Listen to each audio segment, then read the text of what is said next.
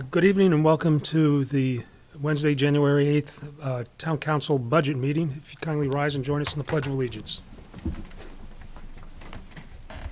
I pledge allegiance to the flag of the United States of America and to the republic for which it stands, one nation, under God, indivisible, with liberty and justice for all. Thank you. All right, this evening, I don't know, you're going to have commentary, Paul, and if you want to start the thing off, and then, yes, actually, if you could kindly join us. President Carter passed away this past week, and we thought it would be appropriate to have a moment of silence for his service to the country, and so if you could do that, I appreciate it.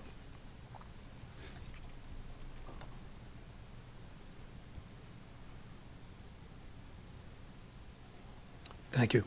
Thank you. Thanks, Paul. So, like we have done in years past in the budget, all salaries have been calculated by finance.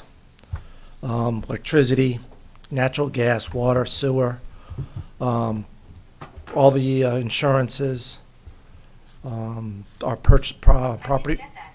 Could you try again? Yes, we will try again. You heard it, Property Paul. liability, Technology.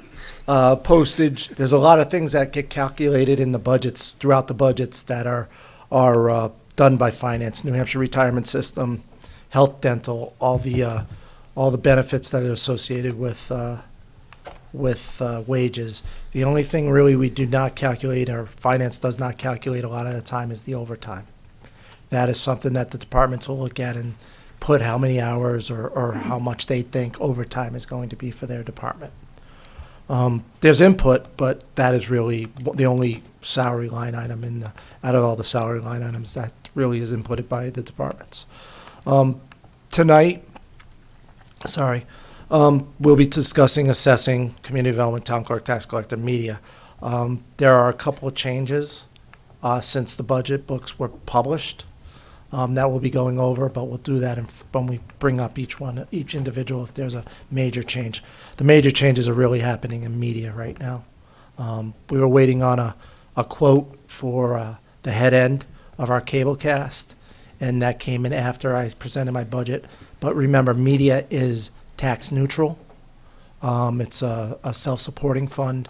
What they get in revenues or expenses, they offset in revenues. So there's a couple of changes in the media department, but that's one of the things we were waiting on, and we've got the quote. While it's not going to be cheap to replace the head end, it's definitely something necessary that we need to do every 5 to 7 years because of technology. So we'll discuss that more when media comes forward. And we'll go through each one of the departments. I built in for the non-union employees a 3% raise, and that's calculated in each one of the departments for non-union employees.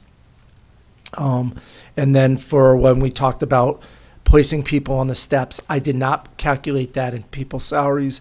I kept that in the general government. And when we go over general government, I'll explain where that is shown up in general government. Ready to go with assessing. We can go from there. Assessing is 02. What I would suggest is that I know that some of you are using, some are using the book itself, the budget book. Some are using the Excel file. So if you do have a question, if you could just call out like 0102 8103 wages so that everybody can get to the same page on the department page. So everybody's looking at the same line item for questions. Of course, I'm going to have a coughing fit now. Sorry. So if you'd like, I could start with assessing. Yep, please. All right, so with assessing, really there is not major changes in assessing. Their salary increase went up. The big change is there's two big changes for assessing. The first one is other contractual services went up $2,550, and that's our contract assessor. What's the number again? 0102 Yeah. 8359. 8359, okay. That went up $25.50, and that's because we have a contract assessor, and that's the increase that they're proposing for next year. The other line item is the capital reserve fund, 0102-8510, and that went up $10,000 because we're preparing to do another revaluation, not in '25, but for '26. So we're looking at a valuation a year from now, but we have a capital reserve fund for reval, and we need that money to get up to what was estimated for them to do a revaluation. So out of the $21,000 of an increase, $12,000 is for the contract assessor and the capital reserve. The other line item is 0102-8504, and that's $3,000, and that's for equipment, computer equipment. Because we were in default budget this year, assessing said that they could go 1 year without purchasing new equipment, laptops, desktops, copiers, or not a copier so much, but a printer. So bringing it back in the 25-26 budget for $3,000. So anybody have Paul, any- just curious, how much life do we get out of the laptops? We get between 5 and 7 years. It depends on, the usage. This is a new laptop for me. Mine was almost 9 years old. So it depends on the usage. Some of the laptops, like for assessing, they're in the car. They're driving around. It isn't sitting at somebody's desk, and they're out in the field. So for those, we might get a little bit of less life on them because they're getting banged around a little bit. But we try to get 5 to 7 years on our equipment. Now, our IT maintains the laptops? Our IT maintains the laptops and desktops in town. So, and we try to standardize all of the desktops. There are certain departments that need a more beefier, like DPW, because they're running a CAD system, so they need a more beefier computer. So that would be a different spec than maybe somebody in the town clerk, tax collector's office. Thank you. But everything goes through IT. Anybody have anything further? All right. Community development, number 21.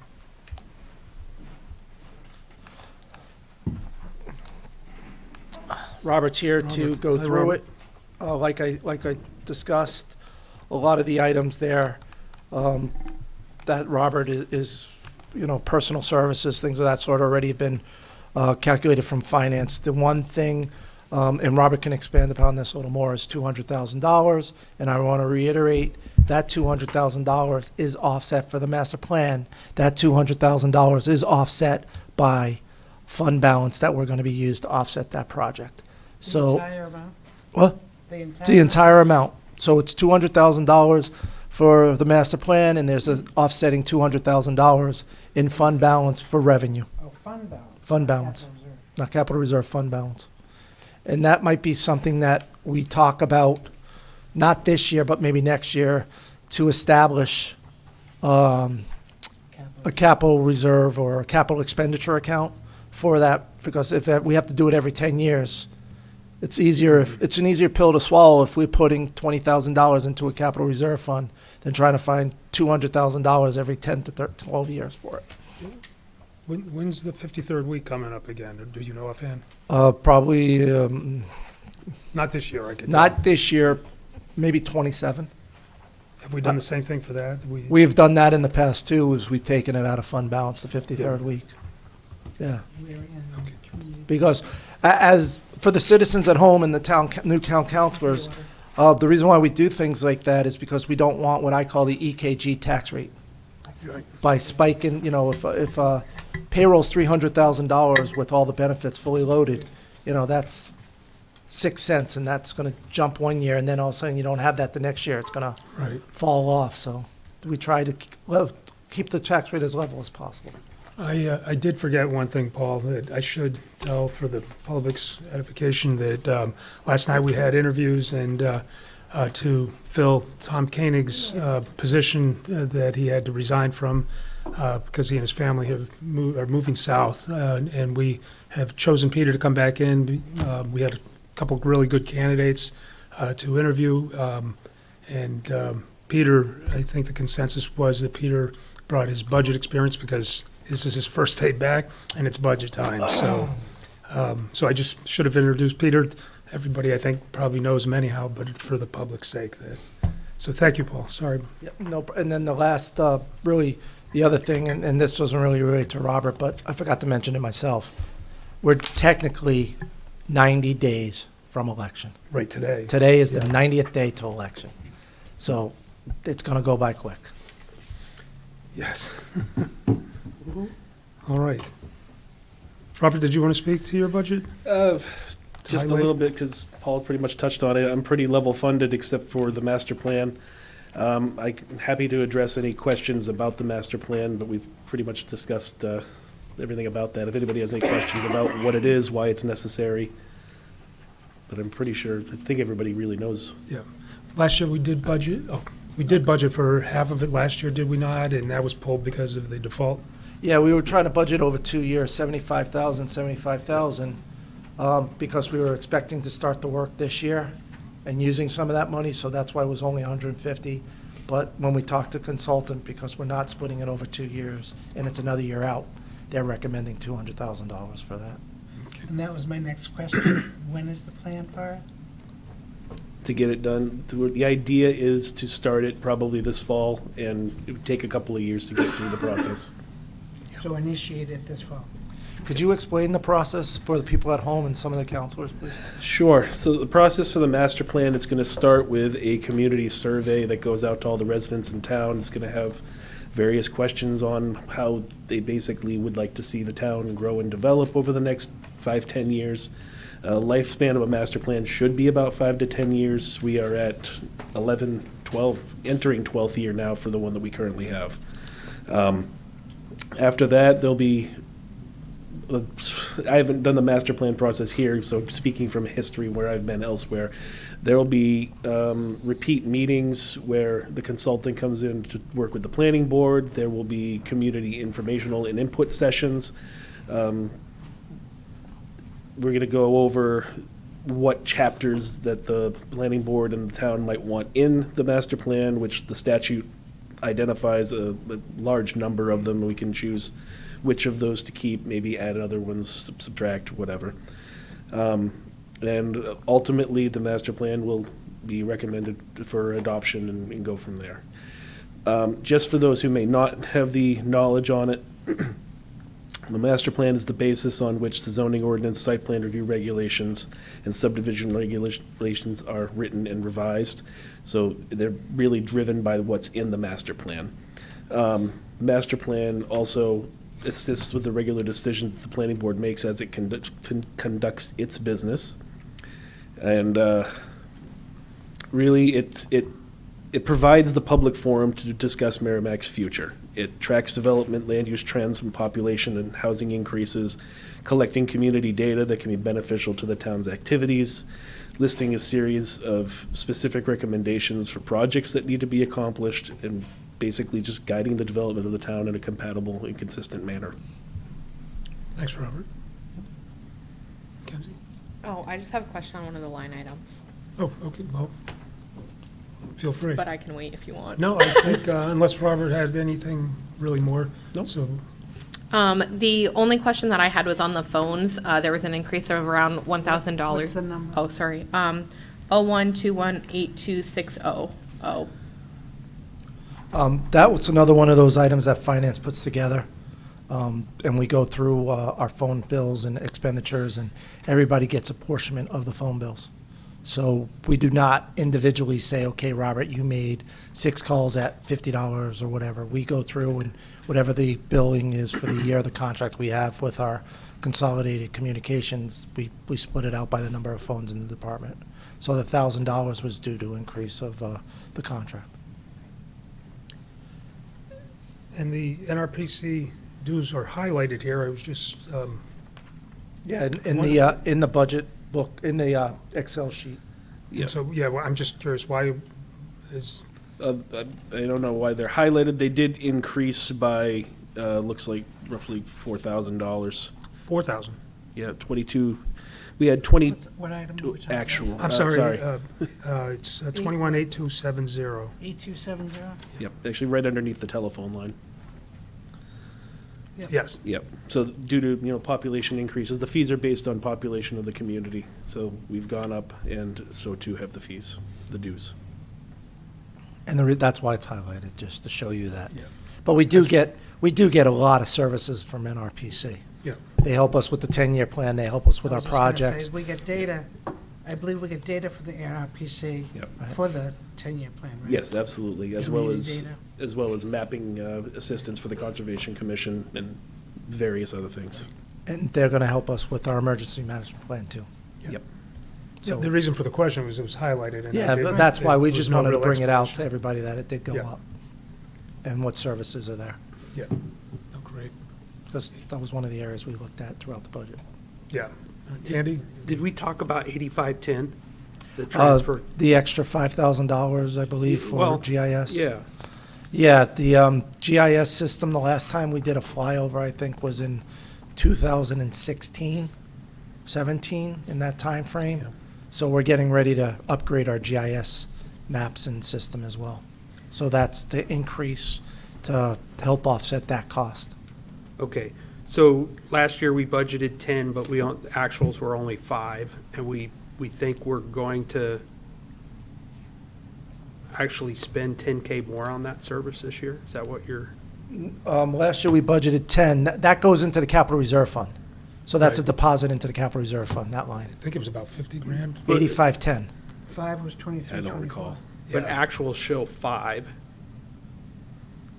That So was did we what was- only that was in- deposit that was- 5? 23, 24, we deposited 5. In 25, I'm sorry, I was looking at those lines thinking one was an expense and one wasn't. 24, 25 budget, one was 24, 25 actual. No, they're I get they're it. different. So we were budgeting 5, and then we budget. I just moved it up. misread that heading, so thank No you. problem. And, because I had questions about this when we did it the last time, because I was wondering what type of use and and I know there's been change, just in apartments alone, and since 16, you said we did it? Yeah, I believe it was 15, 16, I think. Yeah, that timeframe. Is it, I guess if you could elaborate on the benefits of having the updated GIS? Sure, I mean, Over, at least with planning, and I don't want to speak for DPW since they're not here, but I know for a fact that they use it too. A lot of what we do is overhead aerial mapping. We provide aerial maps that show the planning board and zoning board, every application, that show what the surrounding area looks like. We can use it to monitor how changes have occurred over time, what the actual development of the areas looked like. It's extremely beneficial to us using that as well as Google Maps, which in some cases is more up to date in certain areas, so we can kind of get a better shot. If we have zoning complaints even about certain activity, we can't see it from the street. Maybe we can look at the aerial and see something that's in the back to help us with an enforcement case. It's hugely beneficial. And we use it in general government, like when we're looking at properties, we'll look at that. Even though we do not, the lot lines are pretty accurate, but you can't go by the lot lines, but it helps us also when we're looking at, when we get a complaint about my neighbor's pool. Well, wait a second, your neighbor's pool looks like it's on your property. You know, my neighbor's pool's on my property. Well, we would go out there and look at it. And I know DPW uses it because there's several layers that they do have that they'll go in, like our sewer. They'll use it in our sewer. They'll use it to map where our cross-country lines of for sewer are and drainage and things of that sort. So they do utilize it a lot. And it's a lot easier if they can get the overhead, the most current data when they're trying to do some of this stuff, especially for making like clearing plans and things of that sort, because they have to keep the cross-country lines clear. But Dawn can talk about that next week. yeah. No, and I see that as less important because we know where the lines are, and we probably do a visual periodically anyhow, but I get the point. Yeah. Thanks. Jennifer? Just something really small amount, economic development, 8388. It was $500, now it's 0. Can you just explain what that line is? Go ahead, Robert. Economic development is, we don't really use that sum at all. It's been, from my understanding from Director Thompson beforehand, was that it was really in there just as a placeholder in case we needed to use it for any promotional activities or anything along those lines, but it really just hasn't been necessary, Okay. so. And we used to have an economic development committee, so it started out at 5,000. And we said, okay, we'll keep a token amount in there these next couple of years to see if there's any. And because we haven't really used it in 3 or 4 years, we said, okay, every little bit helps. Thank you. Everybody else good? All right. Thanks, Robert. All right. Appreciate it. Thank you. Town clerk, tax collector, which is number 24. 24. Ms. Brenda, how are you? And Brenda's here to just answer any questions you may have on her budget. Brenda, is there anything you'd like to highlight, or is it just Our kind of? budget this year, is rather flat. We decreased in a very couple flat. spots and increased in a couple spots, but took into consideration actual expenses over the year when I was evaluating the budget. Perfect. All right. Does anybody have anything? The only suggestion I would make, is if you look, for example, at the maintenance office equipment and on the on the USB ones, it has it highlighted. It does say Diane Trippett. It should not have Diane Trippett. So that should be updated. What line item is that? 8334, computer software annual Fees support, increased, yeah, the comment, under the comments. yeah, it's the comment. Mhm. So that should be changed. Yep. I will change that. Thank Yeah. you. All right. If we're all good. Brenda, thank you That was very much. easy. It's pretty flat. You're absolutely right. There's really nothing Chief's to behind you. question. He's, you might have to spend more time, I don't know. All right, media, number 32.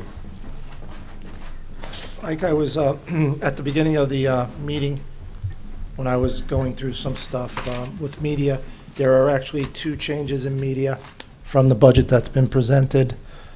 First one is 3232, 8135 workers' comp. We had real large increase from $954 to $5,151. There was a zero, so it should have been .00278 instead of what was in the formula was .0278. So we're going to be reducing that line item to $514 from $5,000. So That's that's a nice great. beginning. Yeah, that's We the, like that's those the kind good of news. errors, yeah. That's the good news. The bad news, well, not bad news.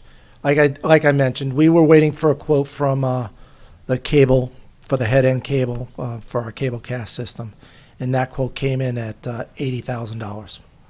So 3232 8504 will be increasing by $60,000 to a total of $95,000. Remember, this is 100% offset by user fees, so there is no increase to the tax rate for bringing that up, the extra $60,000 that's going to be needed for that.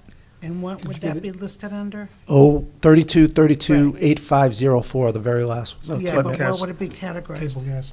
Cable gas. Cable head end, I think it Local says. head end. and Cable equipment. gas. Okay, got it. There's nothing there. Okay. There's nothing there. Would I you, could gotcha. you tell me that number again? $80,000.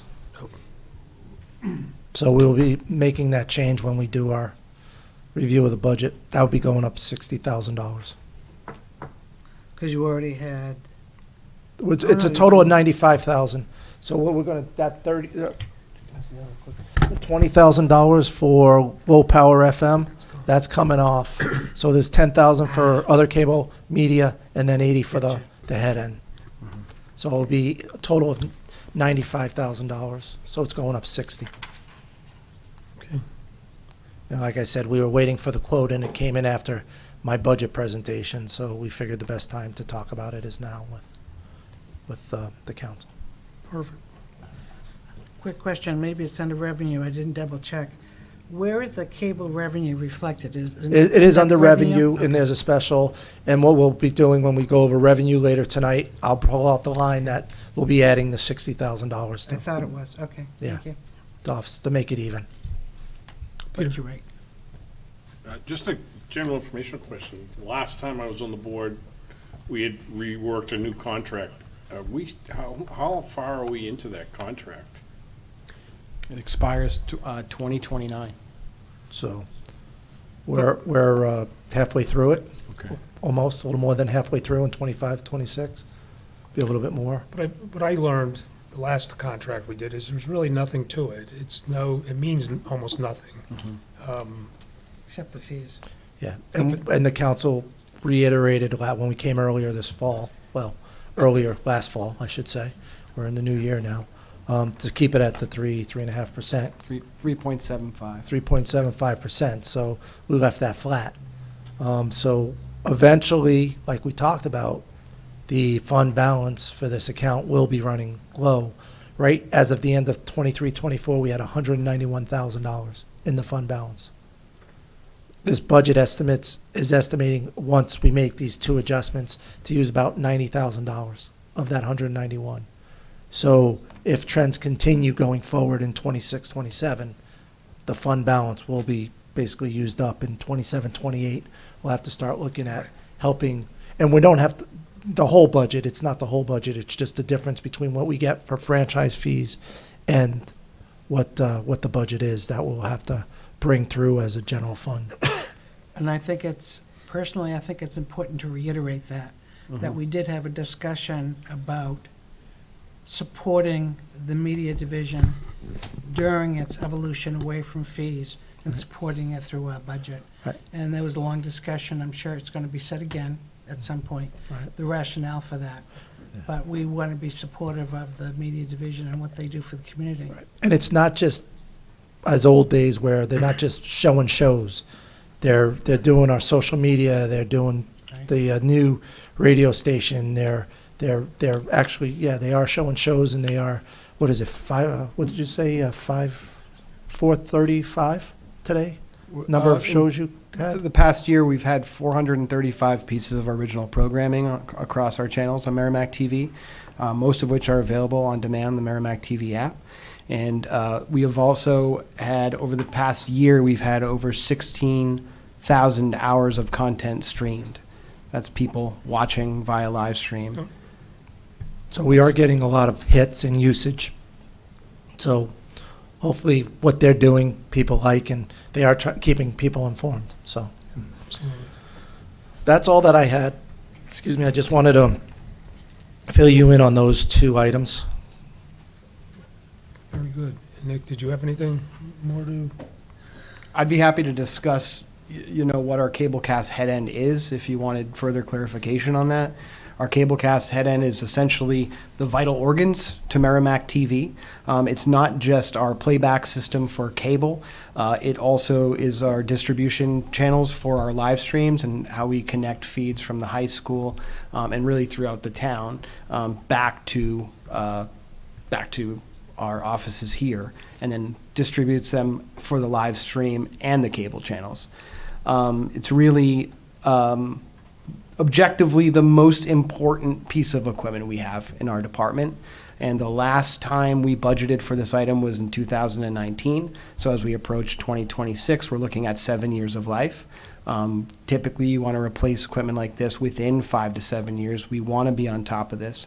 And while we're still revenue neutral and funded by franchise fees, I want to make sure that we replace and make upgrades to our head end. There is nothing more important in our department besides our staff than this Cablecast head end system.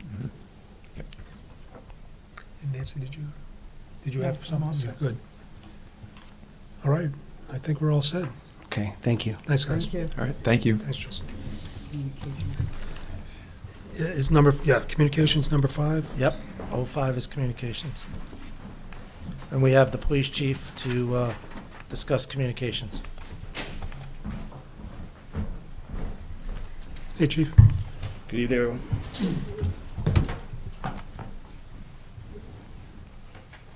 As I've done in years past, I'll just go over the last 4 of the budget line, those numbers, and I'll tell you the increases throughout the budget.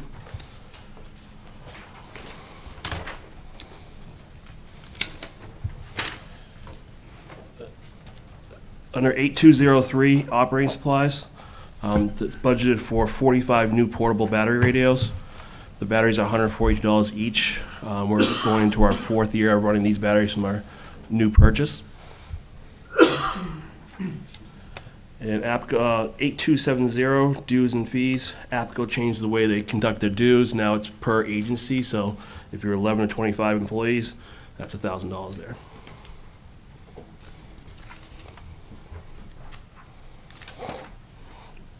Okay, let's move on to 8335, communications equipment, maintenance communications equipment.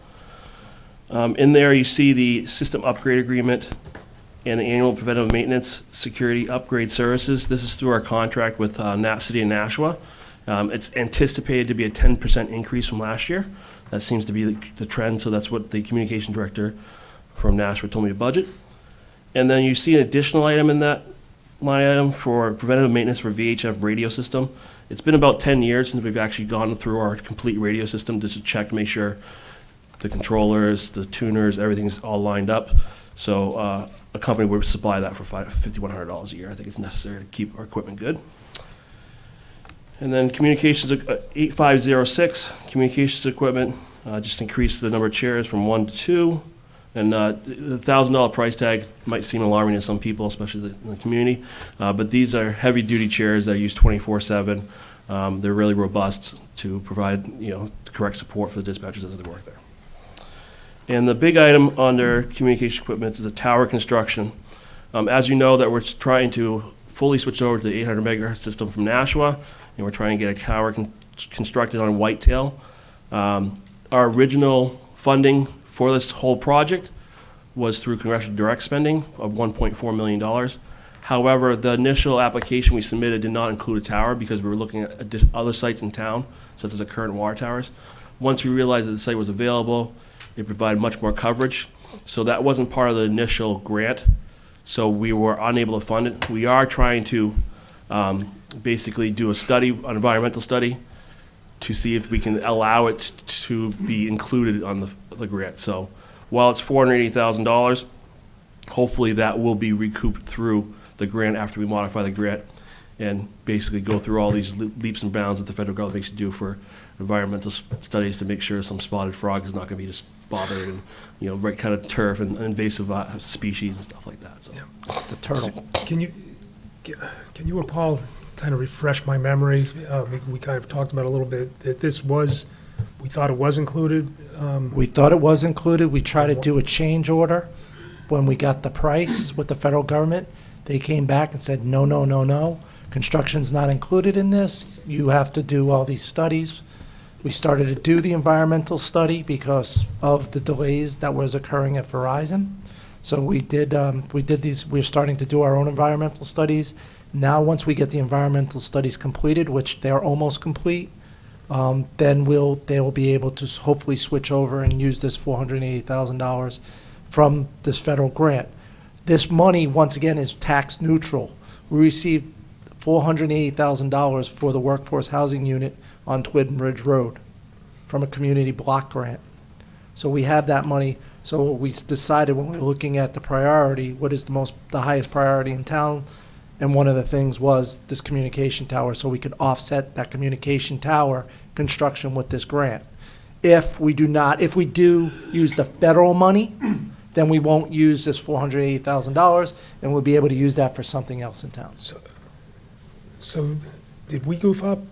Or, because I thought this was included and. I can speak to that, Chairman.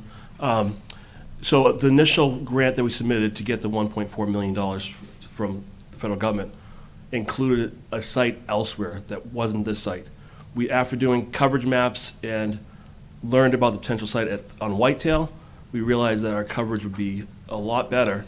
So therefore, we scrapped the original plans in hopes that we would be able to apply those funds to this tower. It was supposed to originally be at a couple of different sites in Merrimack. However, this one tower is going to increase the coverage throughout the whole town. So the other locations didn't require a tower? No, because they would be using existing sites Existing such as tower. Hutchinson or Parker. And those basically would be outdoor cabinets as opposed to a regular building. And so it's something that it afforded us an opportunity to get something better for the system to make sure it's going to work better when we're finally on the 800 completely. That's why Whitetail was approached, and that's why we try to do the modification. And trust me, Deputy Chief Tarleton tried to work a lot, trying to figure out how we could spend this money. Originally, it was just, we were gonna be able to just pay for the equipment and not the construction piece, and then they came back and said, you know, yeah, no, it's still considered construction, so you have to do all these studies. I'm sure you can agree that it's not easy dealing with the federal government sometimes. No, we have a beautiful walkway now, and I know it was difficult for everybody. Peter? I guess there's not a direct line, but I'm kind of curious, and again, kind of being the new person here. In the tower, understanding what our old system was, all the voters, Hutchinson Road, Repeater, Parker Road, Parker Drive, the water tower, is that all going away now? No, it's gonna be a backup system. It's gonna work with it? Correct. Okay. Correct. So, all right, so, and the equipment we purchase as far as portable radios, police and fire, everything's gonna mesh though? Yep. Currently, the fire department is running on 800 and VHF. We use 800 system occasionally when we know I have a good signal. But yeah, so everything works out. It was all purchased under the plan of going to this 800 system. Thank you. Thanks, Peter. Jennifer? Just want to clarify, so if you did not build this new tower, you would have dead spots, different areas that didn't have Correct. The reason why coverage. the police department is not using the 800 system right now as a full-time capacity is because we're traveling around town too much, and we can't take the risk of not being able to communicate. So that's why we decided to stay on VHF. When we do get this tower finally built, then we will be switching over 800 because it's better coverage. Thank you. Yeah, Verizon guaranteed 95% coverage of the town with the 800 system where the tower is right now, versus they would not certify any percentage if we stayed on VHF and just built towers here and there. So that's why we went with the 800 system. Andy? Can you remind me how we got to where we're at? I remember police department, fire department coming in front of the council, asking funding for the 800 megahertz system. It was going to be the end-all, be-all, and cure everything. And I know we made an investment at that time, and I probably should remember, but I don't remember exactly how much it was.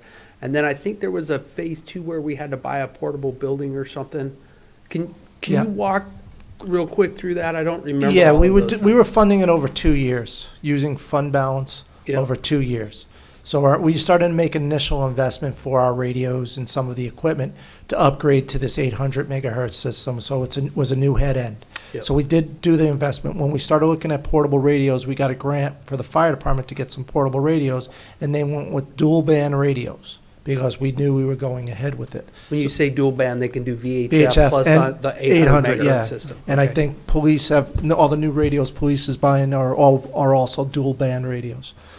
So we're able to communicate both VHS and 800 on the radios. So we started making that initial investment. The first purchase we made for equipment was around $400,000.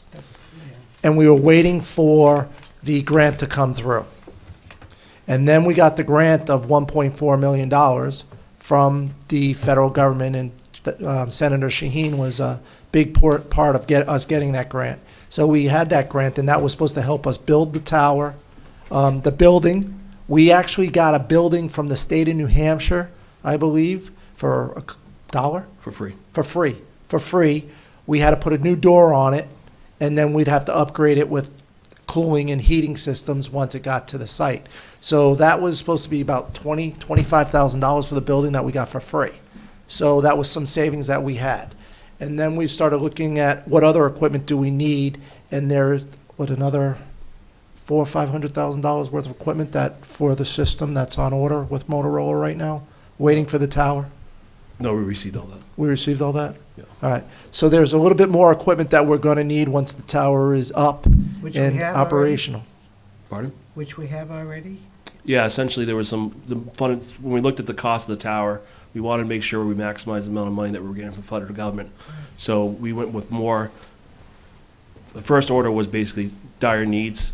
The second order was more wants, like such as spare portables for our volunteers, spare portables for the fire departments if they go down, increasing some of the vehicles that have mobile radios. So we made another purchase under the amended grant of, I think it was like $330,000 worth of mobiles, portables, and also 2 dispatch consoles for the 800 system to be placed at Central Fire.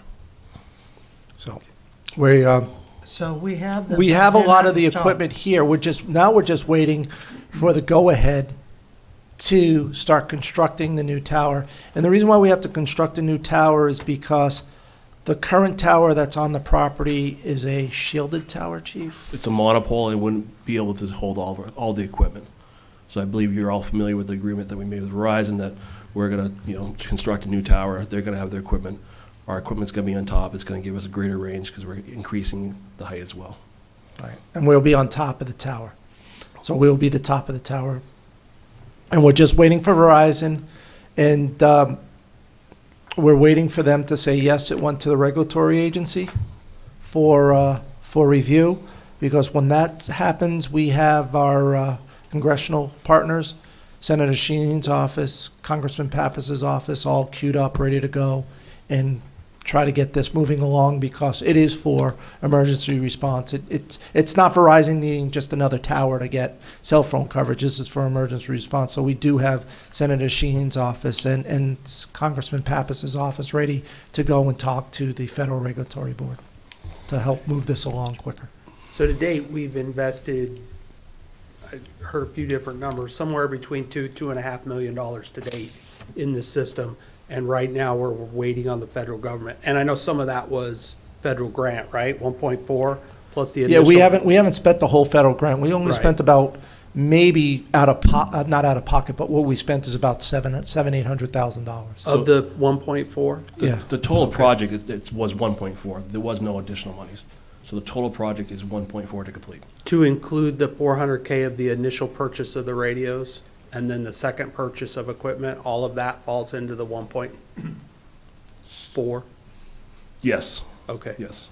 all right. Yeah, this 480 is outside it right now, and that would be additional to the 1.4 right now, because the federal government has not given us the stamp of approval to use the part of the 1.4 to do it. If they do, that would be all included in the 1.4. And that's why we're going through these steps of completing their environmental studies, anything that's required through the COPS office to get this money released. So it's basically you're amending the grant modification, so. Okay. We hope we get it, trust me, we're doing everything we can. And when we did come in front of the council to get the council's approval on 800 megahertz system, I believe if we were to build this out ourselves, it would have been about $4 million-ish.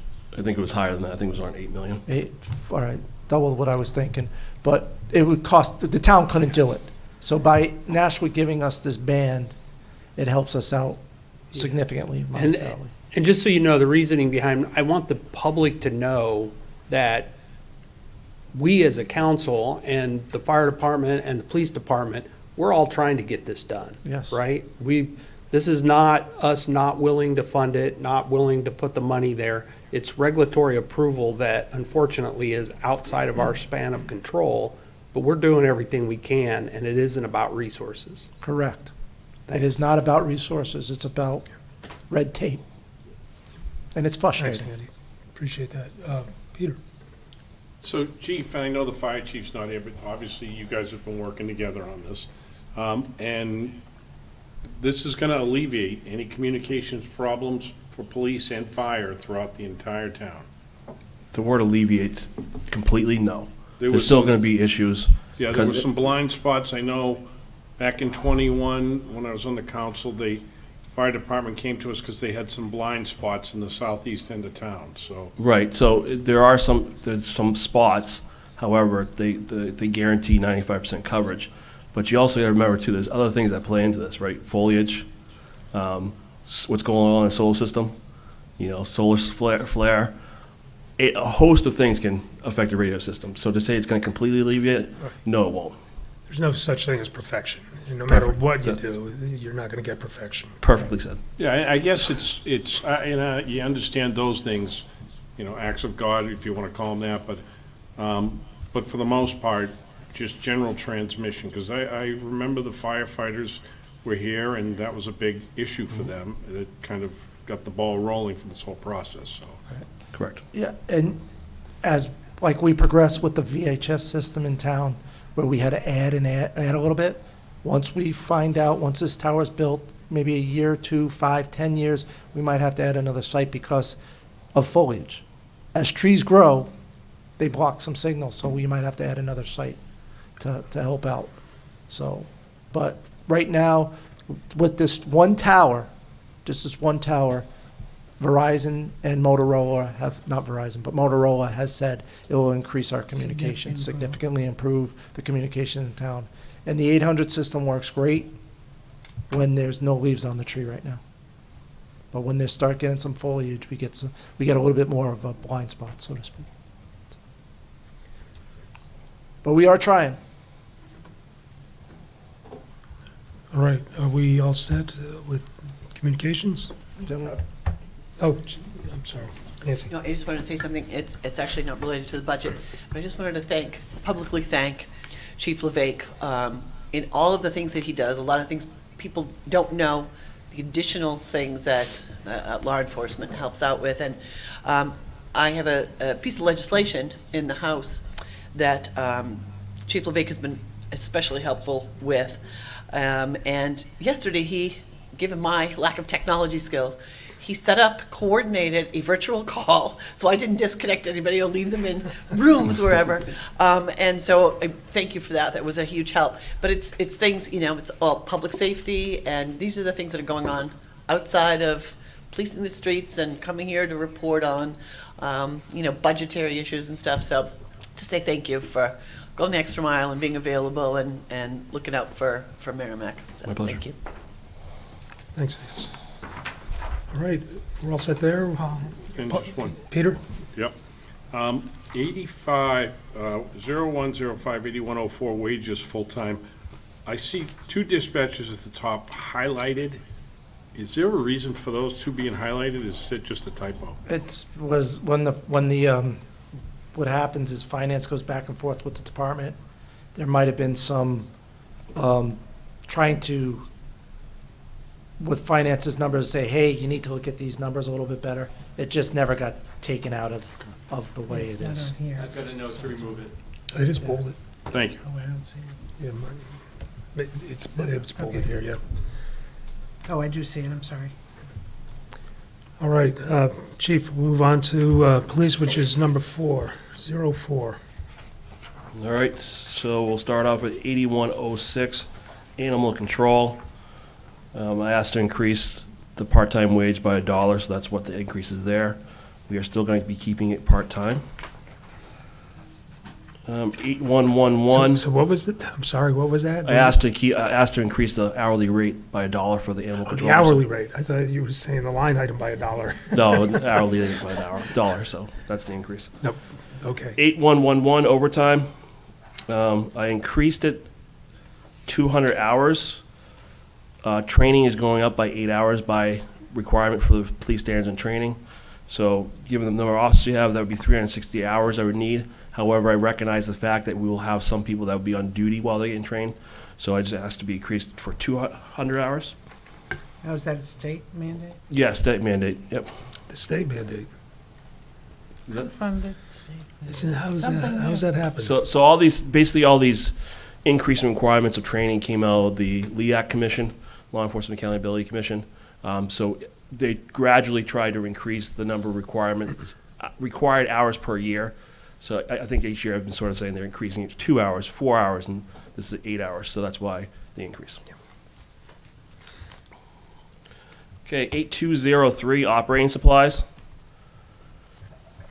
So that really should, for ammunition, firearm repairs, range supplies, taser cartridges, mainly that's mostly ammunition, and that was at 2,500 before, 25,000 before. In past years, working with the town manager and the finance director, we've been able to take that off the budget because of known personnel savings we have. So we've been purchasing ammunition in bulk for the following year in order to get the budget down. We need to start increasing that back up. Obviously, we're in a default this year again. So $15,000, again, with the premise that we know that we have personnel savings and the town manager will allow us to purchase ammunition before the end of this budget year. So, yeah. So the note is bring it back to 25,000 and add 5,000 for price of ammo. That's for the future, not for this year? That was my original budget request, however, when Okay, we, that's what I was gonna the town manager asked us to see if we could make any cuts we could, that was With the idea that you'll be able to purchase some correct, separately. correct. I wanted to, I left the notes alone when they were requesting some of this stuff, Yep, even though that's those fine. cuts, so that you can see what they were requesting and what changes were Perfect. made I and their had a rationale. feeling that was it, but I wanted to verify it. Thank you. 8204, uniforms, ballistic vest, just changed the number, we're due for 5 vests that year, so that number was changed to 5. 8270, leads online was $3,400. I looked previously, I don't know why it's still highlighted, but it has been that for the last couple of years. And the big expense you'll see is Celebrite, $8,400. That's our digital forensic subscription. I'm not sure if the council remembers, I've been before the council for another digital forensic subscription that we used to try to get by that was considerably cheaper. However, at this point, we are conducting, so everyone knows, basically this is to do searches of phones and computers for not just, internet crimes against children crimes, it's also for everyone's using now either social media, their phones, to conduct illicit activities. So even if it's as simple as, we have a violation restraining order, we want to get the information documented that the person did actually call this person, we need to have a better subscription, and this is the top tier, top of the line subscription. It could even be more money, but I was more reasonable. We're using our partners. So if we have a locked phone, we have to have what's called gray keys, and those cost money per use. So I decided not to include that in the budget because we're going to use our partners at Homeland Security to use their unlimited subscription. So, currently, right now, we have 1 detective assigned to download the information. We'll be sending 2 more to the school in February, I believe. And, he's probably doing 10 to 12 examinations per week. I mean, one day he had 6 phones that he got dropped off on. Because a lot of times the people we deal with also have multiple phones, right? So it's a really key, and it's really advanced our investigation skills and allowed us not to rely on neighboring departments such as Nashville that we're using quite a bit. Is this a one-time cost or Yearly. yearly cost? And what was the increase then? I think the last program we were using was around 4,000. Okay. And that one met our needs basically, but we were still shipping a lot of phones out to other departments. Peter? Chief, under that same, under 01048270, I see Southern New Hampshire Special Operations. I know what that is, obviously. That's this area SWAT team. We paid them $5,000. Correct, and I can tell you right now that it's paid off tenfold by now. Yeah. We've utilized them several times. It's basically, as you know, we've had some pretty significant incidents in town since I became chief, and every time we call them, they come out, and it's like a force multiplier. We have like 45 to 60 officers ready to do as we need, close off these critical incidents. So while $5,000 and we supply, we have 5 operators on the team, that money is very minuscule for the amount of man hours that we get. And just so everyone in the council is aware, we also utilize the Southern New Hampshire Special Operations Unit for a quick response force. So any major event that we have, reference RIVVETS, we've used them before, we have them on standby just because you never know what can happen. We'd rather have them there. And that's when other towns will send their officers at no cost to us, so. And I guess, we have, what you said, 5 officers involved in the team? Correct. Is there a graduated system for communities as for their involvement on the team? Meaning, if Nashua's got their own team, but Bedford or whomever, another community decides they only want to put 2 on, are they paying the same fee or is there a different fee? It's the council has set it as $5,000 regardless what size town you are. Okay. Regardless of how many people you supply to the team. They try to cover around like 10% of your workforce. That would be eligible for the team, so. Jennifer? On the travel and meetings lines, 8,300, it's flat from last year, but the actual from 23-24 was quite a bit less. Are you tracking to hit that 10,350 for this year? Yes, we're seeing a lot more trainings happening out of state, and larger conferences are happening out of state. And eventually, I think we will be traveling further away for conferences, because the quality of training offered at the academy is great. We appreciate the free training. However, to get the expertise and the more up-to-date training, there is travel involved. Thank you. You want to keep going down, Chief? Yep.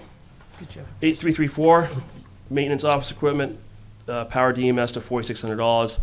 That is by contract, and we split that fee. So fire puts in 46, we put in 46, and we split that with them. And that's that's the program that houses all of our documents and training files. 8352, education and training. I increased the job-related training seminars, $5,000 for additional training requirements that were from the state. And how is that somewhat related in any fashion to the, what is it, 8,300, we just spoke about? 8111? Or Travel and travel meetings. meeting, okay. Yeah, with travel meetings 8,300. versus, That would be- 8,300. So that's typically where we would fund the travel and, whether it's airfare, hotels, is through the travel and meetings. But then the actual seminar course cost okay. would be through the education and training line. Mackenzie's. Okay. So Mackenzie? is it that like Thanks, additional, Nancy. like the additional, the additional training is actually required, or is it that the expenses went up? Well, we're seeing courses are more expensive, but however, also the amount of hours we're required to do per year increase as well. Okay. Okay. Okay, and then we'll move on. 8460, other operating expenses. Peter, did you have something? Just, Chief, Sorry, Chief. I know you said under overtime, you increased the overtime due to requirements for training by the police academy, police institute training. And also you increased your line under 8352 under job-related training and seminar for the same reason? Correct. Okay, so that's both for this, so the overtime doesn't cover the training completely, but the job-related training and seminars, that extra money. So that's for the actual course per itself. Okay. So if we're going to be spending more hours training, right? There's going to be more courses that we're going to have to pay for, and therefore that's why I asked for an increase of 5,000. And then 8460, other operating expenses. K-9 insurance went up. Mac and Dre are getting older, so therefore the rates go up. And lastly, 8503, vehicles. As you're aware, last year, we're on a cycle for 334. Last year, we only had two vehicles that we purchased, and we were able to purchase one at the tail end of the fiscal year last year. I'm just bringing it back up to 3 patrol SUVs. And for the chairman, it will be 2 Fords, Actually, cruisers, and then 1 Chevy Tahoe.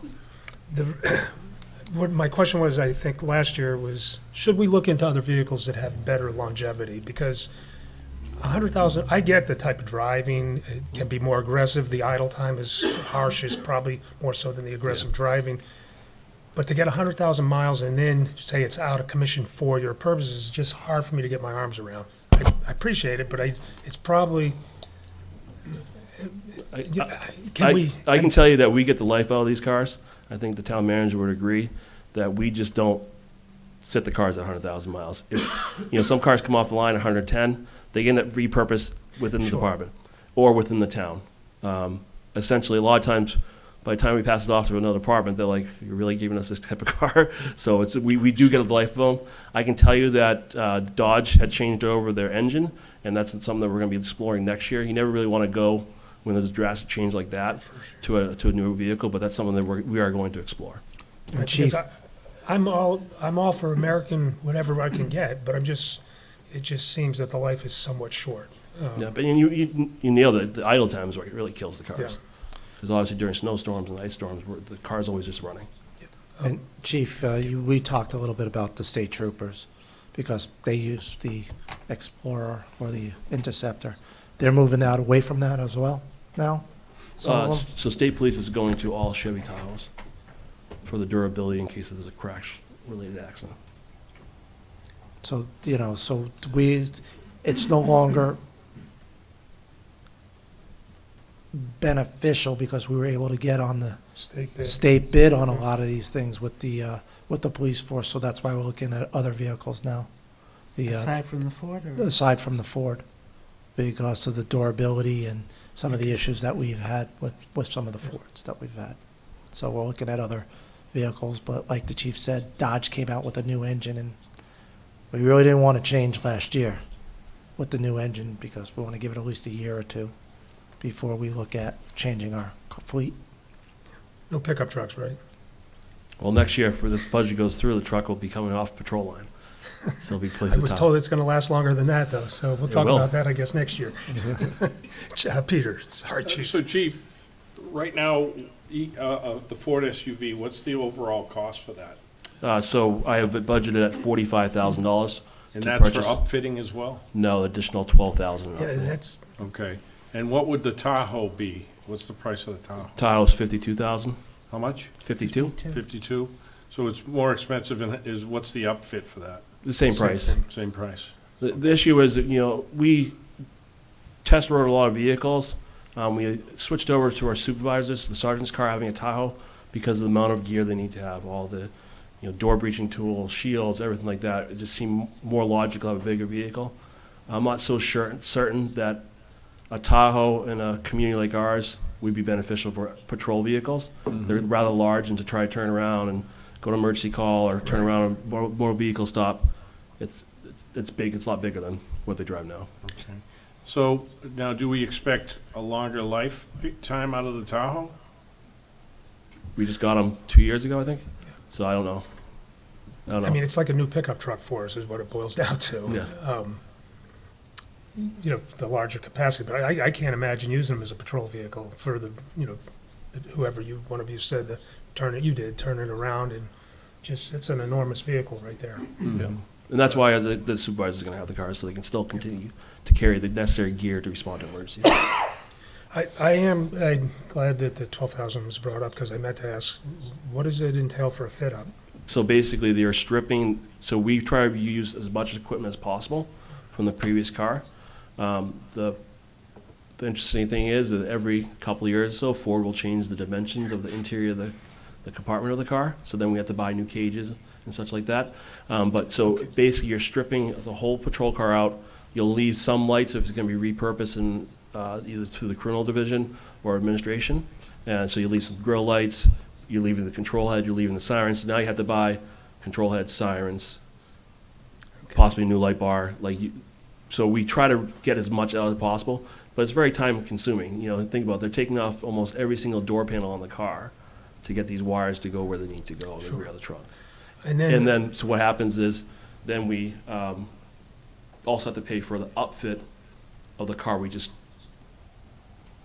took apart to make sure it has all the correct pieces and stuff like that, like radio swapping over. Because so the radios are programmed to the specific car. So when we swap over, they swap over the radio so it still stays with the car. Because it seems with a fit-up, and maybe it was never brought to my attention, or I don't recall it, it substantially adds to the vehicle, about 20%. My math is terrible, but. Absolutely. Yeah, And so it certainly the has fit-up improved. cost has gone up significantly over the That's what I last was few gonna say. years. All right, because I was going to ask to go back, and not for tonight, but have an understanding of what the change was over the past few Yeah, years. but- it's been significant. I could recall $5,000 for a Yeah, 'cause fit-up that change. jumped right now. out at me when I. Now it's 12, Yeah. so it has gone up significantly. Peter? So, obviously now, we've still got some Fords in the fleet. We're moving away from them, going to Tahoes, so we're gonna have to upfit every new Tahoe, correct? With Correct. new equipment. Correct, because it's different size. The benefit with just leaving the Tahoes with the supervisor is we don't have to put a cage or a prisoner transport cage in those vehicles, because typically supervisors aren't transporting. And just bear with me, it's been a little while, but, and the problem with the Fords, the SUVs themselves were, Just a lot of recalls, reliability, Just seems like they're not built the way they used to be. What's that? Yeah, transmissions It typically go. does say 2 Fords. Okay, It does. thank yeah. you. But it says 2 Fords. Correct, because Yes. we're in that current year of the Dodge is being transitioned over. Okay. So we're this transfer- year, it's 2 Fords and a Tahoe. Correct. And next year, we're gonna be looking in other. other options that we do have. I thought I missed. If we get something news that there's another greater vehicle out there, of course, I'll explore that option. I'm just looking for longevity, that's all. And it seems that we should be able to get more out of it. So if it's the vehicle's fault of the vehicle and the way they're constructed or whatever, then maybe we should find something that will last a little bit longer. Yeah, go ahead, Peter. Sorry. He said something, I didn't hear him, but then he put on a smile, so I might not have had to know. Go ahead, you're up. Okay, just, Paul, I noticed as I'm going through the budget, why do our town departments pay for sewer? It's a small thing, it's $300, but, Because the sewer fund is an enterprise fund. okay. It's self-supporting. It's based on users. So since we are a user of the sewer fund, we have to pay for that. Charged. So we we get can't get a charged. break. You can get a break, but then you'd have to, Goose up the books. yeah, but that's why. All right, So Thank you. that's why. okay. And actually, we are only charged like the resident rate. We're not charged a commercial or an industrial rate. We're just charged a residential rate. because- Depends who you know, right? Well, also our waste that's going to our wastewater is nothing, it's not industrial. It's, Right. bathroom waste or kitchen waste. All right, That's all I have for that's you. it. So, $500,000 increase, I guess, is what we're looking at. Does anybody have anything else for the chief? Yeah, I do. Nancy? I just need to find it here. Hold on. And it's mostly a curiosity question so that I can, what is on line 8334, maintenance office equipment? What is DMS? That's what I was talking about, that where we house all our standard operating procedures, general orders, Okay, training files. We do training on it, testing on it. okay, okay. And 8321.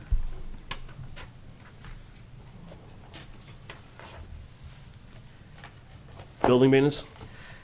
A little note under general building renovations.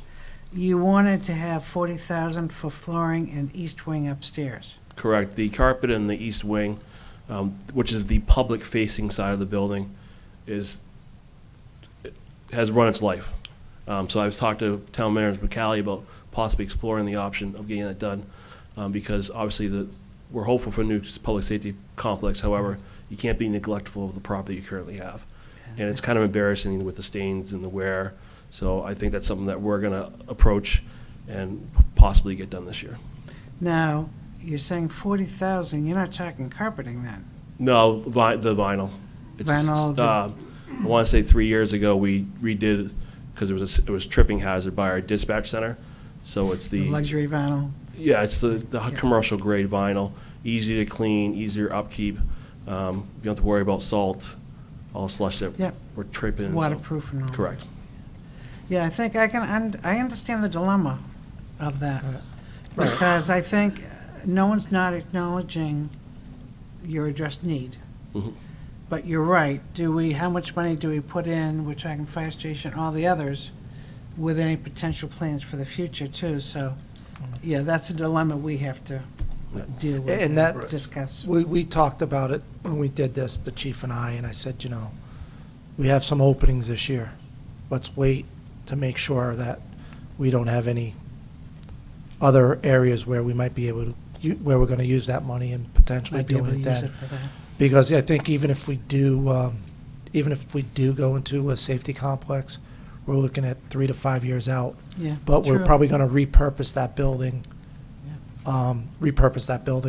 to a municipal or a town building in some other fashion. So the money will not be wasted with, if we do repurpose that building. So we're gonna try, just keep our eyes open, and if funds become available, do it then. Yes, correct, correct. Okay. I just wanted to acknowledge that I identify the need, but you. that's the dilemma we're in, Yep. so. Okay, and that's all I have. All right, if everybody's set, and we'll move on to police detail, which is, I have it as other special revenue funding. Yes, correct. It's at the very end. I have it. So that's, We have it toward the beginning, and the books, it's near the end. Please note that the fire and the police, it's a double-sided form, so the front side is the fire details, the back side is the police details. And as you know, that's a calculation that's done by finance. The police chief gives us what he's projecting of hours to work, and then we take an average of the division and all the employees that will be working details, and we take an average, add an administration charge. We also add an administration charge to it, and that's one of those self-supporting funds. So the revenue that comes in, the expenses is offset by the revenue that comes in. So it's tax neutral. But it is 5,250 hours, which seems like a lot, but there usually are a lot of police details out there, especially what's going on. And Construction. while I don't like it as much, but because they're doing the construction on the highway, we'll probably get up with some of those details, be asked to work some of those details, which it is what it is kind of deal, but we have to help out because if there's an accident on the highway, our fire departments go into it. So if the police are out there, And we're going to too. yeah, yeah, but you know what I'm saying. Yeah. So by having them out there on the project, if they get called out there, it helps. And then there's just other constructions that goes on as well. And there's gonna be a lot of construction in the town in the next 3 to 5 years. I'm not, but Eversource has done an excellent job of trimming trees back, Yeah, they have. but they come in every year and do a new section of town to trim the trees, and usually there's a police detail that goes along with them. So that's where the hours come into play. Andy? You mentioned that we take the personnel costs and that's how we figure out the rate. Yes. Do we do anything about the use of the vehicle? Yes, there's a vehicle charge that we do charge off as well. Okay. So I believe it's 15 An additional $15 per hour. per hour for that. And That's fair. we actually try to use some of our older vehicles. Correct. For There's a couple old vehicles that we're trying to get Used more for life that from. purpose. As they limp to the site for We've They had don't some of have those- we've had some of those. They don't have to take off quick, hopefully. Yeah, exactly. The big detail this or take fall has been prisoners. Continental Boulevard and 101A. That's been 2 or 3 officers up there on that detail up there for that construction zone. So that all comes out of this 5,250 hours. And we get reimbursed for it. I'm just saying, that's why the hours are there. And that covers it, because I know we have the flat rate charge, but it's at Yeah. varying. We when we do something like this, we look for a 3-year. The first year, looking at, yes, making some money, second year, break even, third year, not making as much money, and then at the 4th year, we readjust the rate that we bill out at. All right. Do you remember what we're billing out at now? I think it's 672 something. Yeah, so we'll up it to $86. His backup showed up. I didn't see Matt come in. I was gonna say, your backup showed up. Timing is everything. He snuck He's in right- towards right it, behind. give you support. Of course, it's when I'm done. Hey, Paul, looking at the outside detail, part of that money that's figured for the details, does that cover the costs of the accounting for this, Yep. the town hall staff doing the Yep. accounting on it? Yeah, there's a 5% surcharge. It's all figured into that All figured into line? that amount, yes. Okay. Yeah. And there's 2 detail rates. So there's a outside vendor detail rate, and then there's a Merrimack detail rate.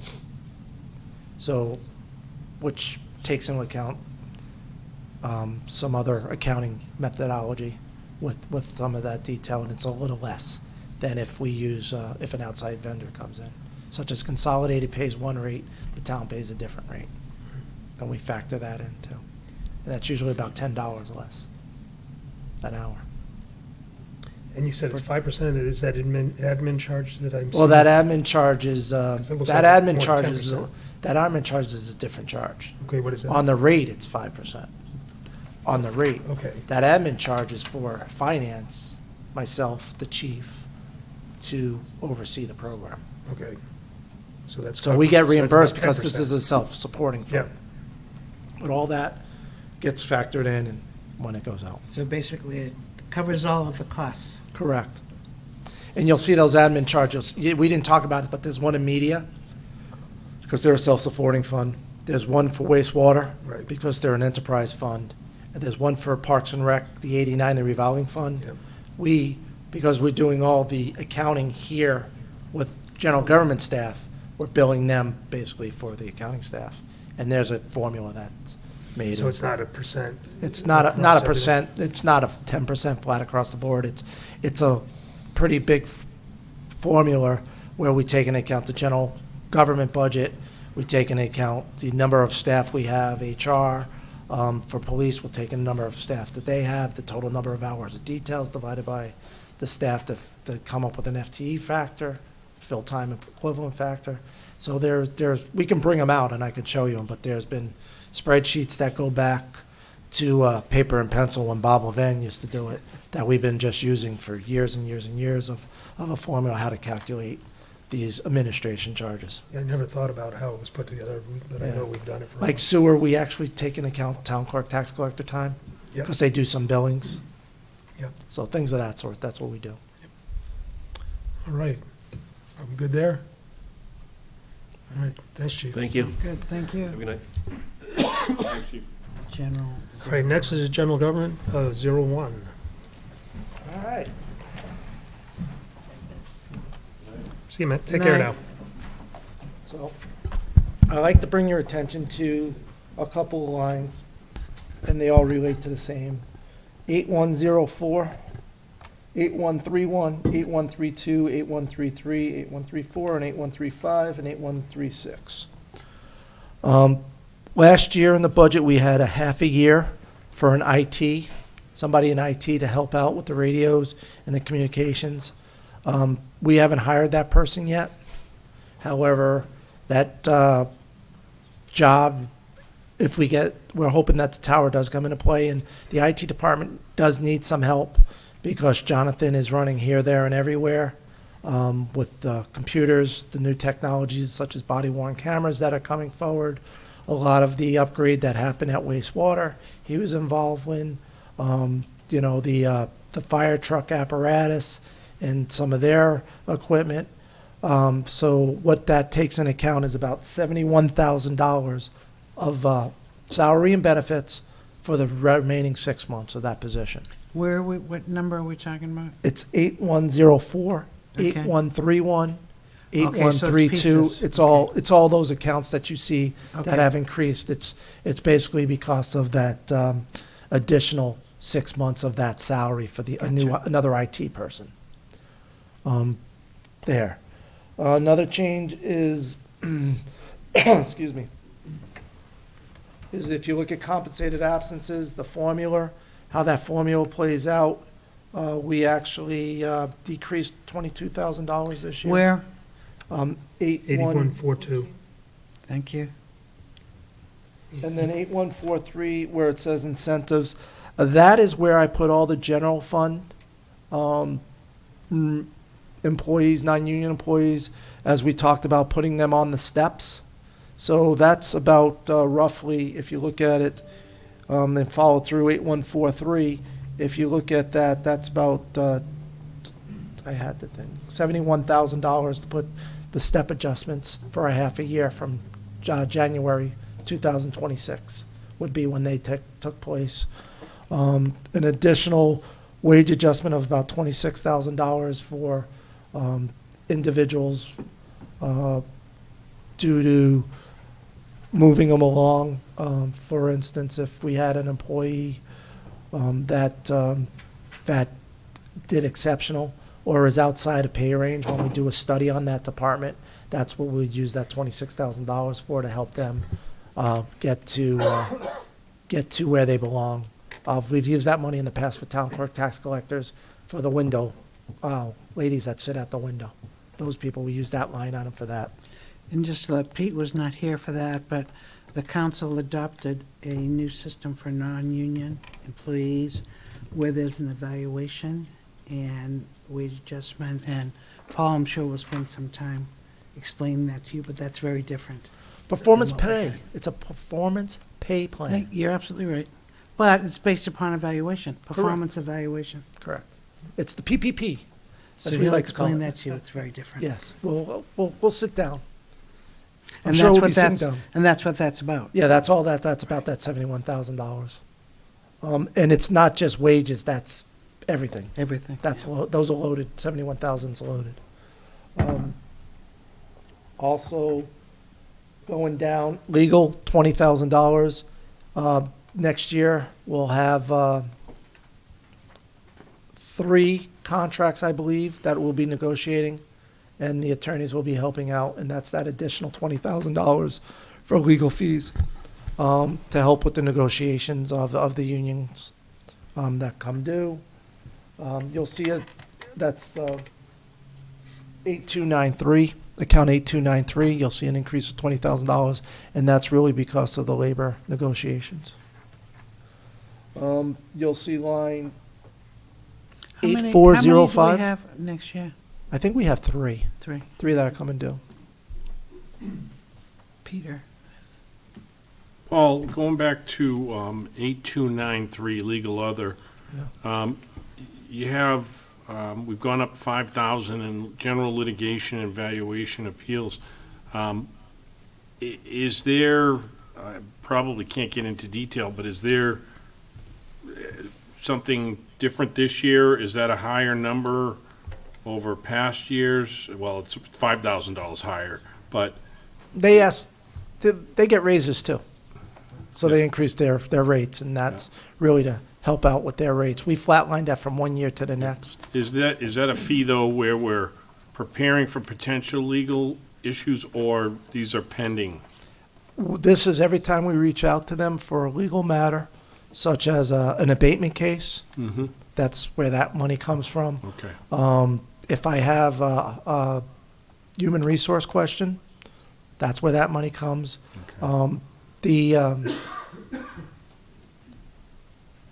The item that we talked about, if we talk about an item such as an ordinance, they'll get the legal review on the ordinance, make sure that it's defendable in court. So the body- anytime we ask for Yeah, legal opinion about anything. Anything. The body worn cameras, even though that's SOP internally, we send that out to legal, to our, and there's 2 branches of legal. There's the human resource branch, and then there's the general litigation branch. So we'll send it out to the human resource branch, because they'll be the ones, because they'll know our union contracts and look at the documents to make sure that it's conformed with our union contract, and they can defend it in court if there's a problem. And so under legal union negotiations, I know at one point, we had cut that several years ago, and I think the philosophy was, when we begin negotiations, are we bringing legal counsel in right from the get-go, or are we trying to negotiate without legal counsel and paying them until we get to a point where we have to? To be honest with you, the last round of negotiations, I've been in it both ways. The last round of negotiations went a lot smoother with bringing legal right in at the beginning, because it's the lawyer that's talking to the union gentlemen who are our employees. And if she gets them mad or upset, they're mad at her. They're not mad at the town manager or XYZ. So she's very eloquent when she speaks. So she's not as rash sometimes as I'd like to be with them. So she can get our points across in a different manner with them. So And- the answer is then the attorney is there from the get-go? Yeah, get going. It Okay. actually, Sharon's been sitting in, and it worked a heck of a lot better that way, especially with some of the contentious union negotiations that Well, we've that's had in because the Sharon past. was there. Yeah, that too. There's no doubt. And the other thing is she keeps good, the attorney keeps records of what's been negotiated from the get-go, so that if there is a problem later on with what was intended, she can say, no, this is what was intended, and talk to their attorney, because they're all bringing their attorneys in. It's very rare that they don't bring in some Showing other up, yeah. professional outside to help them negotiate as well. Okay, thank you. Yep. All right. The next line I'd like to discuss is, sorry, 8405, Nashua Transit. You'll see the decrease of $43,000. That was moved to welfare. Welfare Department's been handling that. They've been dealing with that for a number of years now. It just is a better spot for it because of, Pat reviews it at the time. It's a welfare.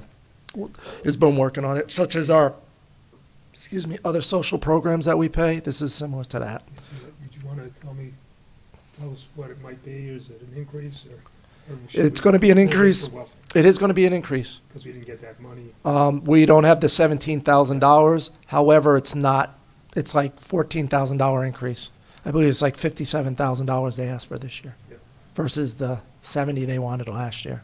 Right. So, but they have decreased, but yeah. So it is an increase because we don't have that grant next year, but it's not as much as the full, It's just under 12,000. just under 12. Okay, that's what it is. Thank you.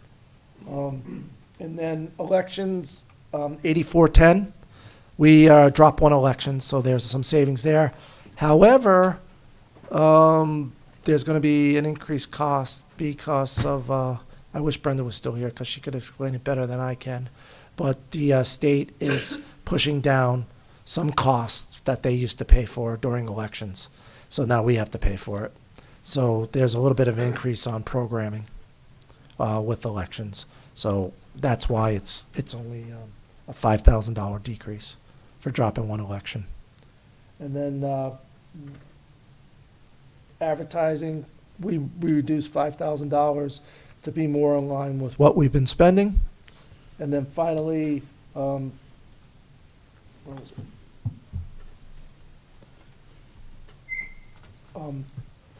8510 was a reduction of $20,000 for capital reserve funds.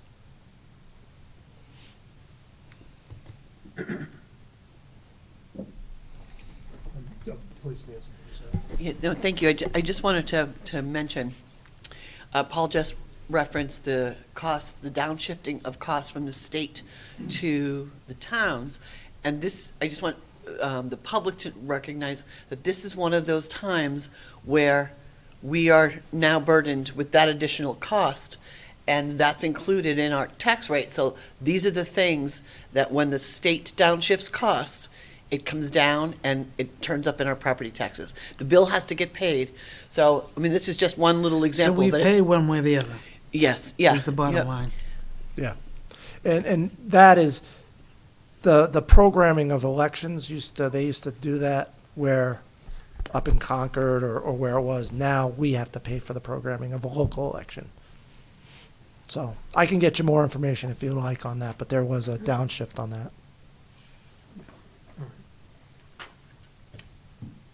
Jennifer? Employee recognition, I noticed, stays the same, and we had talked a little bit about in our retreat about adding in some employee recognition or just things for staff. What number is that? That is 84.6. 8460 employee recognition Wow, program, listen to stays the at speedy one 8,500. here. I just wasn't sure if like anything that we had talked about kind of fits into that 8,500. A lot of stuff we talked about will fit into that 8,500, but not having a solid number, we decided to keep it the same, and we'd find other areas of savings if we need to for that. Thank you.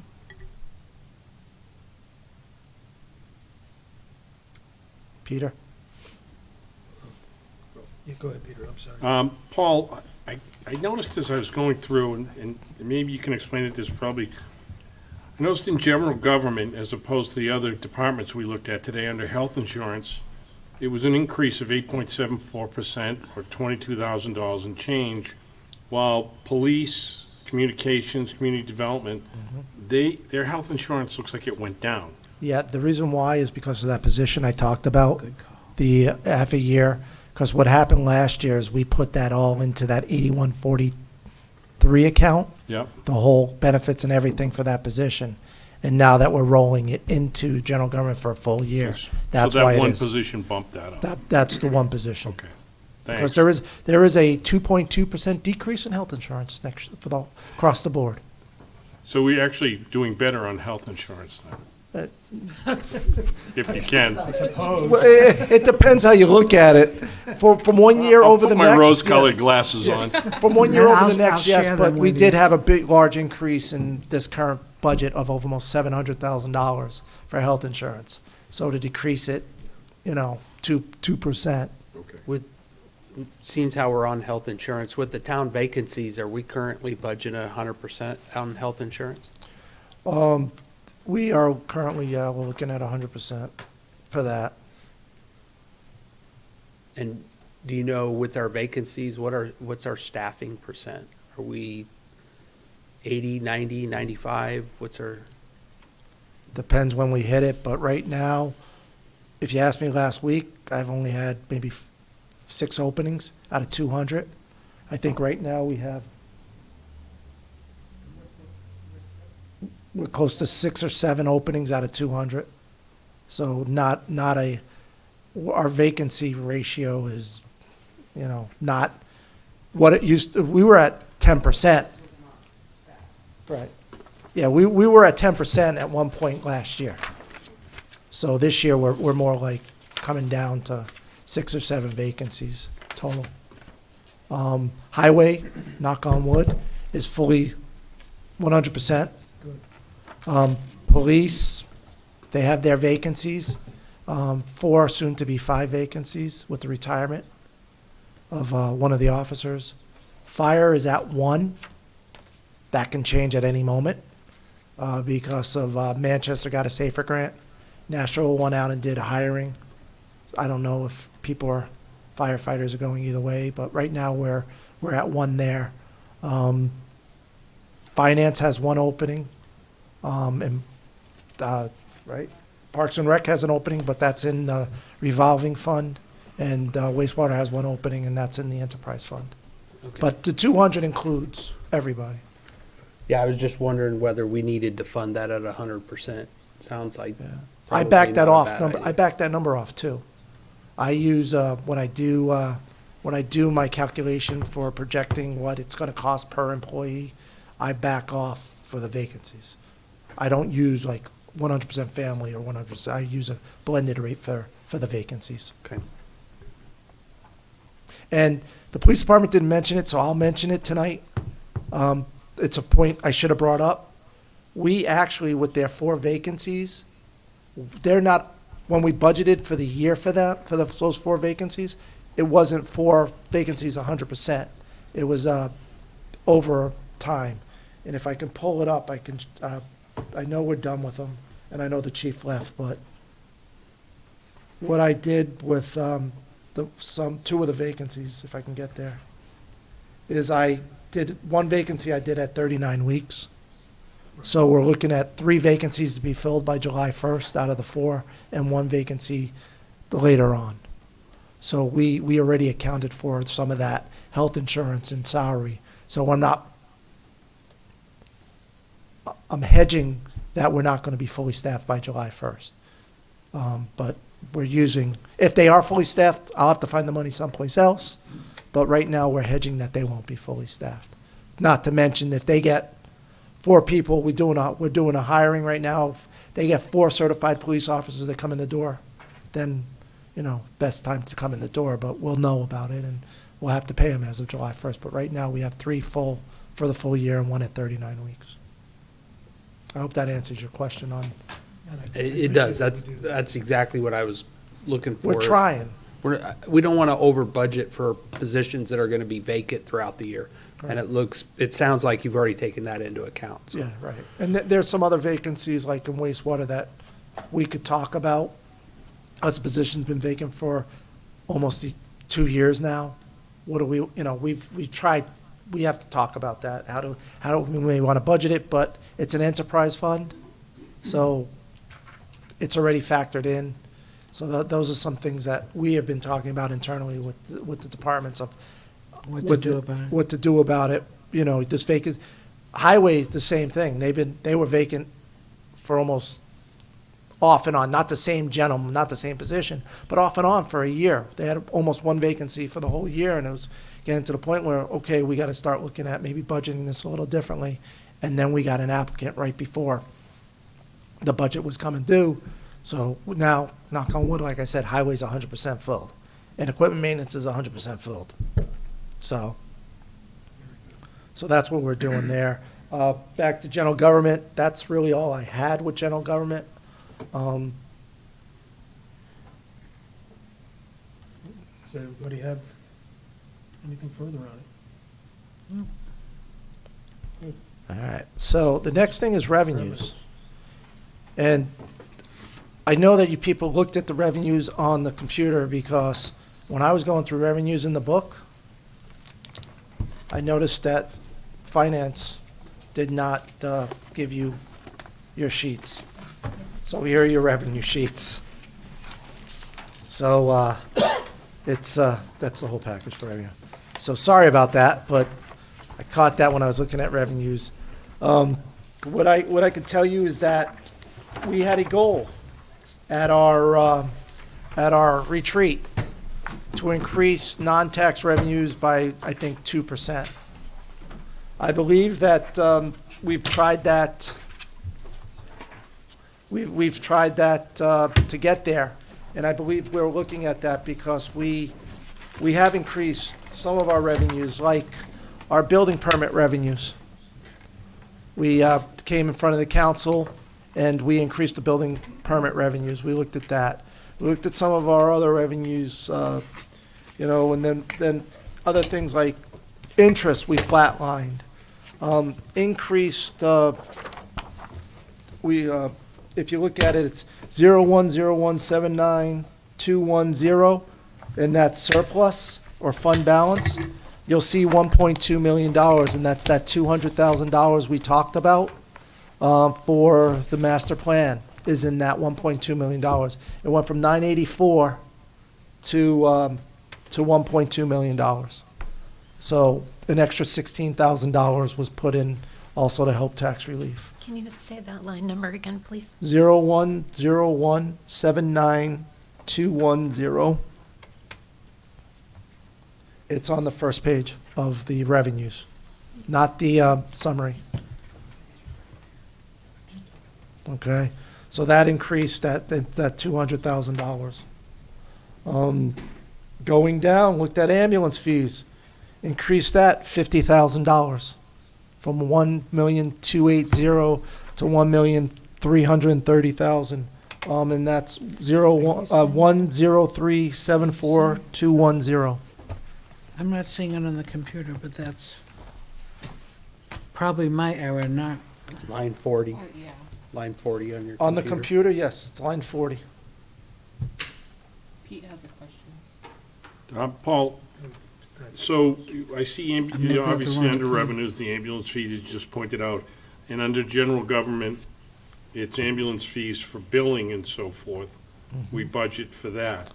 Right. How do those two blend? We use a third-party biller to do our ambulance billing for us. So every run that the fire department makes in the ambulance and transport, it gets a code, and then we have a third party code it and bill the insurance companies. There's So, two revenues. does this money in revenues pay for that line item in general government? Yes, it does. It pays for that line item in general government. It also helps offset some of the costs of the fire department. Okay, thank you. Did we change ambulance fees? We have not increased it from, I believe it's Medicare plus 50, but we're doing a lot of ambulance runs So this is strictly an increase in Volume. revenue due to volume? due to volume. Yes. As you can see, we did 1,200,000 in 23-24 actual. We're projecting 1,280,000, and the fire department will be coming in probably during the year of 25, 26 and asking for an increase out of that Medicare rate. There's some study we're trying to do right now with Comstar or Biller to figure out the non-residents versus residents transports. Because I know that was a big issue the last time we talked about increasing revenue fees, was the residents versus, increasing fees. So we're looking at the ratio of non-resident residents, but that'll will be coming forward with an increase, but this is just strictly to volume. Another one is line 46, if you're on the computer, 1047229 state grants. We have a prevention and treatment officer, known as a PET officer, and they deal with alcohol, drug, and what we're trying to do is we're trying to get the individuals out of the court system and treat them and help them get over their addiction. And this officer meets with individuals in the community, individual going to meetings. This is first year we had one in full, so that's the $148,000 is the cost of that position, and that's in the police department, and that's fully offset by revenues. That position, it's an offset in the police department of $148,000. Finley. Paul, I mean, listen, if you- this is kind of interesting I'll to just me, tell this them to pet speak up. officer. Yeah. So with this grant, this covers a year of this officer, or? Right now, it covers a year. They went in for an extension. We're waiting on the extension. Okay, so we have a sworn officer who's dedicated, Yes, his work week is to doing this. correct, 5 days a week. Okay, all right. Do we see, if we don't get the grant, do we see this becoming a full-time position within the agency? It depends. Okay. To be perfectly honest with you, I've had these conversations with the police chief and the deputy police chief. Got to see results. They do see results? Well, we'll have to see the results. They do see results, but we'd have to see the results. Yeah, I'd be interested to see, the The data. usage of this officer within our communities. Yeah, and really the position, November? Yeah, November it went full-time. Went full-time in the department. It was additional duties, and then in November, we ramped it up to full-time because we had grant money. Is that the position, I'm sorry, I don't know where I saw it, but they're doing other things like crossing guard duties and stuff? No, that's not that That's someone position. else. That's Okay. someone else. But it's, that's animal Animal- control, that's yeah. right, okay. Yeah, no, this is. So it was animal. at This, least it this was a sworn police animal officer. related. Yeah, this was a sworn police officer who was doing patrol, and on the side, he was doing this pet officer stuff, going to meetings, getting community involvement. In November, it went 100% full-time to this pet officer, and we're gonna see what the results are. And it's all about the data, and we have to see and everything. Initial responses is that the community loves it, but we have to see. I like the idea, but I've heard that the success rate in other departments, I've heard that success rate is not as great as you would want. Yeah. Oh, I didn't even know I turned that off. I apologize. Yeah, So, so, but anyhow, that's something that we have to look at, but it's funded here. The salary Right. cost is there. Prevention and treatment, Yeah. Pets. no. No. If- Prevention and treatment of alcohol and drug, I'm sorry. not pets. I thought you were making a joke. I didn't even realize you were serious. Well, when they first, And it's not even that it's not, late. it's not a joke. It's not. no, It's it's a not. misunderstanding because when they first brought it to me, I'm like, why do I need an officer to deal with pets? Well, that's, again. And it's that just was the acronym they're nuance. using of prevention Yes. and treatment, Thank you. right? Enforcement and treatment. Prevention, enforcement, and treatment. So, If, just so you know, if you're trying to get my attention and I don't get it, feel free to call out your question or comment or whatever. because I know on this side, I've been accused of That's not right, paying do it attention anyway. to this side that much. So, I've noticed that. Nancy screens us well. so Nancy, she's I'll told me just say, they all. go ahead. So feel free if I don't catch Go it, ahead. it's all good, so.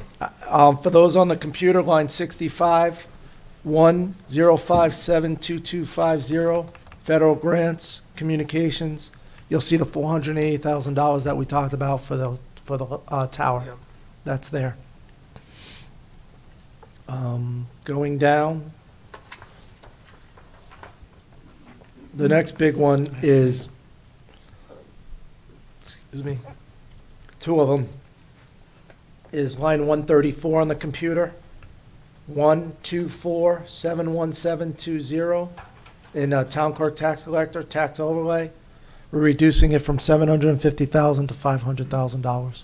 Really? Yeah.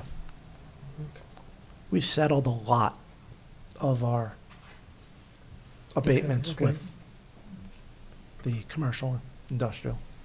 So hopefully going forward, they're not gonna ask for another abatement. So we reduced that. Okay. And then the next line is two lines down at 136, 124,73190, auto registrations. We increased that to $6,200,000. Unbelievable. Been noticing more new cars in the parking lot this month.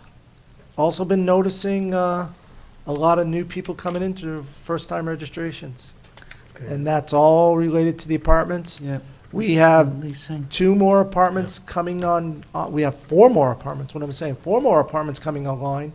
2 at Twin Bridge Road, those apartments, those units there right behind Sal's, they'll be coming online this year. And 2 more at Gilbert Crossing will be coming online. So individuals, we feel, the $6.2 million will definitely be a number we can hit. Yep. And then I believe that's all for general fund. Wastewater, like I said, it's offset by their expenditures, that's offset. So whatever we put on the expenditure side for wastewater, we have an offsetting revenue. And then what will happen is that $60,000 increase we talked about for tonight for media. If you look at line 191 on the spreadsheet at 3201792210, surplus cable television, that will increase to $89,000 to offset whatever the expense is. And like I said, we have $191,000 in surplus right now, a fund balance for that account. So we are drawing that down over the next several years. Fire prevention, and it's an increase of $15,000. That is paid for by the fire district, which is over off of Manchester Street. That's Pennachuck. They service us in that area for our fire. The residents in that area actually pay that. So that's a separate fund. So what comes in goes out, and we're projecting bills of $127,000 when Pennachuck bills us for that area. And then you'll see traffic details we talked about tonight. Fire details went up a little bit, and then you'll see $17,000 for the trust funds and for the library, and that's there. So everything balances out to what we have for what we're projecting for appropriations, and that's the increases in revenue. Not really a lot of decreases. Tried to look at that 2% and tried to get that, work on that 2% goal for the town council in this budget. Nancy? Thank you. Paul, can you talk a little bit about, let's see, line 3110740090? Is that Anheuser-Busch waste, AB waste? What is? We have a special contract with Anheuser-Busch. Okay. I'm just looking at the numbers. So it's, they discharge to our wastewater treatment plant, and we have a special calculation for their billings. So it's based on their volume, and their volumes have been going down. That's why we're at 1 million. What is it? Yeah, 1,500,000. Yeah, 1.5 from Yeah. we were trying to project to. So their volumes are going down. So we're hoping that they do hit that. But that is a special industrial, and we call that out individually, because that's a special contract with our sewer department Okay, thank you. that we have to start negotiating, because their 10-year deal is coming up too. Oh, wow. Yeah. Life is flying by. Yes, it is. So, anybody have anything further? Good, Paul? I'm good if you're good. And we're all good. Perfect. We're all good. All righty. Then, be back together again tomorrow night, but let's, We motion to adjourn, apparently. is that from you, Nancy? That would be from me. Second. I'm going to give it to Jennifer because she says I ignore this side all the time. So, motion by Nancy Harrington, seconded by Jennifer. All those in favor of the motion signify by saying aye. Aye. Opposed or abstained? 700. Thank you, everybody.